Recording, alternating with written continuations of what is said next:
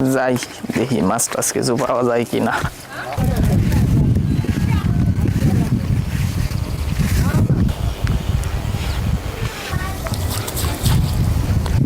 পুরো জালই দেখি ফাঁকা, কোনো মাছই তো নাই। ও কাকা, মাছ কেমন কি পাইলা? না রে বাপ, সকালের থেকে খেপাচ্ছি, একটা মাছও পাইনি। বুঝতেছি না জুদু হওয়ার পরের দিনতে একটা মাছও পাচ্ছি না। কপালে কি ভুলই করলাম নাকি?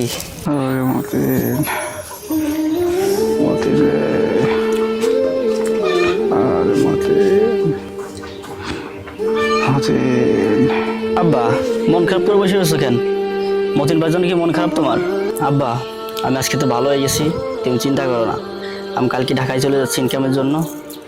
আর মন খারাপ করো না মতিন ভাইয়ের জন্য, মতিন ভাই ঠিক হয়ে যাবে ইনশাল্লাহ। বাবারে, আল্লাহ তোমার হেদায়েত দিচ্ছে, এতেই আমি অনেক খুশি। তোমার কামাইতে যাওয়া লাগবে না। আব্বা, আপনি এইভাবে ভেঙে পড়ছেন কেন? আপনি তো আর তোরে জুদা করেননি, জুদা তো সে নিজে নিজে হয়েছে। এত ভেঙে পড়েন না বাবা। আব্বা, আব্বা, বাবা মতিন, কিছু বলবা? এটা অনেক বড় ভুল হয়ে গেছে আব্বা। আমি জুদু হওয়ার পর থেকে আমার জালে আর একটা মাছও পড়ে না আব্বা।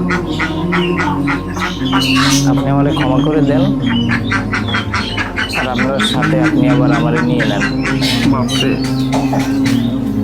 বাপের দরজা কি সন্তানের জন্য কোনো সম্বন্ধ হয়? সারা জীবনের